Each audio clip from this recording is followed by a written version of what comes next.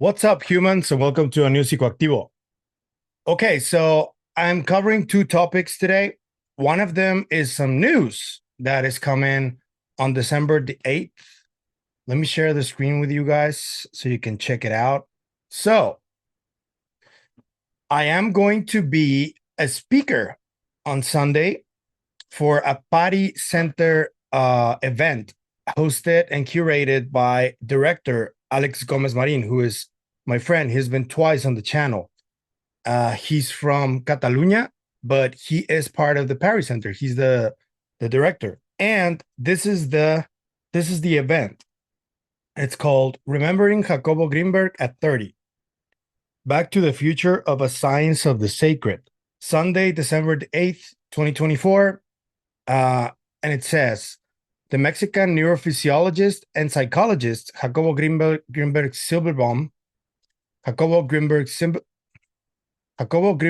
Silberbaum disappeared in strange circumstances exactly 30 years ago.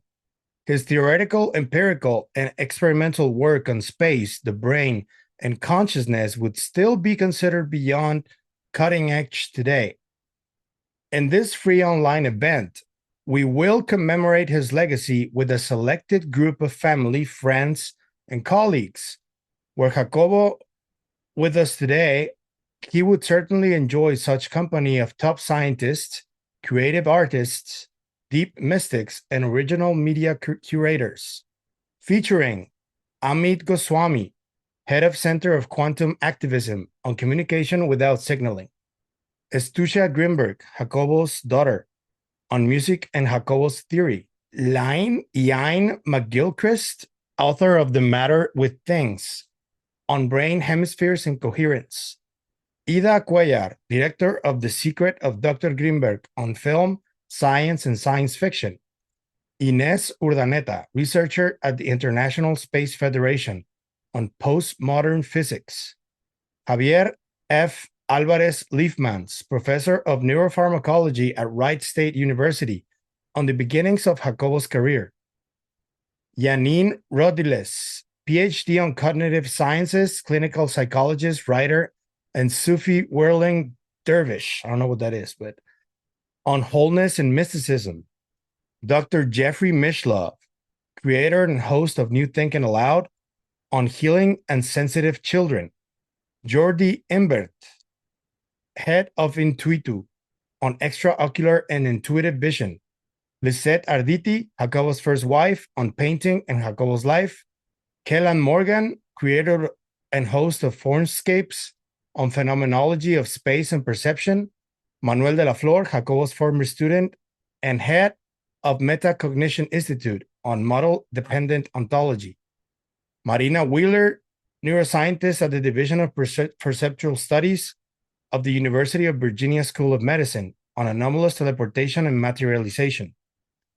Natalia Rodriguez, editor at Penguin Random House, on books, science, and culture. Pavel Ibarra, holy shit, host of Psicoactivo Podcast on media, science, and anomalous phenomena.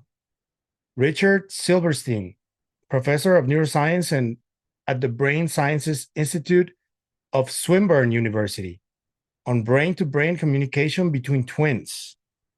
Robert Lawrence Kuhn, creator and host of Closer to Truth, on theories of consciousness.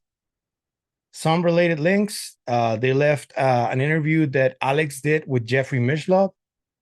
So this is the event. You guys can RSVP here, right here. It's going to be on Sunday. It's going to be at 11:30 a.m. Pacific Standard Time, 2:30 p.m. Eastern Time, and Central European Time at 8:30 p.m. It is going to go all the way through midnight. So this is going to be really cool. This is the second time that I get invited to something like this. The first time was from my colleague and friend Ryan Sprague, who did the Anomicon presentations. I did a presentation there. I'm going to leave it in the description so you guys can check it out. It was about Jacobo. And I just got to tell Alex that I feel really honored. I want to thank you for the invitation. I feel really, really nervous for sharing the stage with Jacobo's family because, as you guys know, I've been investigating the case, but I haven't approached them because I don't want to feel like I'm being insensitive because they lost Jacobo. It's been 30 years. And although what I'm trying to do has to do with his work, not his disappearance, I am also making some questions about the disappearance because I think just out of curiosity, and if I do run into some obstacles, I will just stop because I'm not willing to risk anybody over this. But I do want to clarify that what I'm trying to do is just get the broader scientific community to accept and acknowledge Dr. Jacobo Grinberg's theory, the synergic theory, because I do think that it is one of the most well-rounded theories of everything. This one specifically has to do with our experience in the perception of reality and how we interact with reality. So it's what I'm trying to do. Let's see how this goes. I already have my presentation prepared, and let's see how it goes. Moving on to the second story of the day. Jeremy Corbell was on Weaponized, and they had the expert in USOs that was on they have the expert on USOs that was on the show George Knapp created for Netflix, Investigation Alien. His name is Rory Kremer. He's an archaeologist, and he recorded a UAP in the waters in 2024. And as you guys know, I've been interviewing fishermen in Ensenada, and I have planned to interview a marine biologist. His name is Mauricio Hoyos Padilla. We already made contact, and we're talking to see when we can do an interview. But I want to hear his experience on it. So this footage is, I think it's the second footage that I've seen on USOs that I find fascinating. So I'm going to show it to you right here. Dead reckoning heading towards us. And then the next thing you know, it's 10 miles away. Okay, so that's the UAV or ROV video. That's some of the stuff that I shot with the ROV. And that's bringing it up, I believe. Yeah, bringing it up. And so now that's down still in the water. That is off of Santa Rosa Island.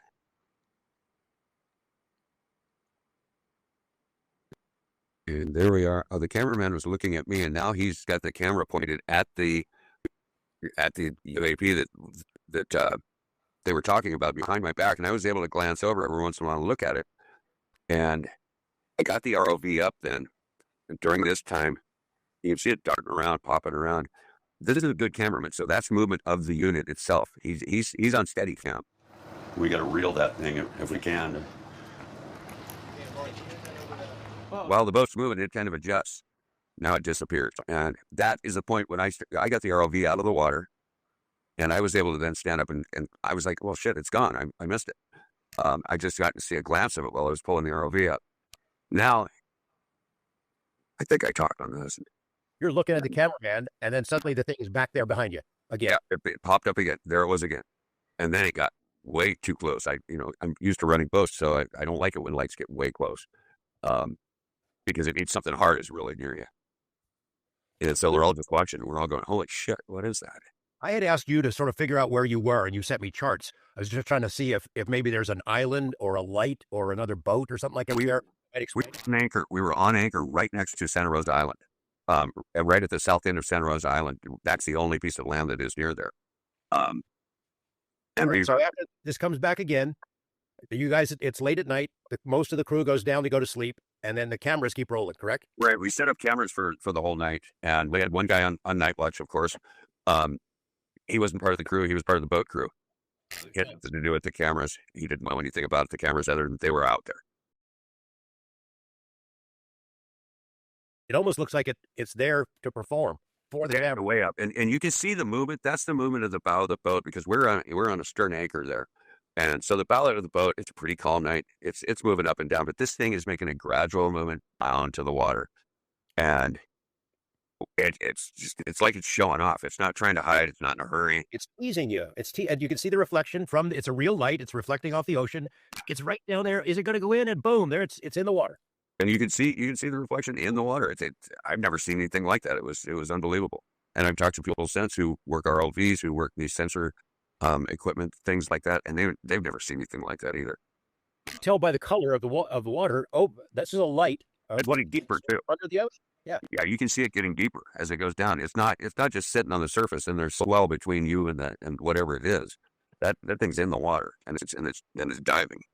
And it's going deeper, and it reminds me of the green, because it does look green when it goes into the water, and that's because it's like a yellow light, and then the color of the water, like you described earlier. So this thing is in the water. The bioluminescence off of it, yeah. And what makes you say it goes deeper?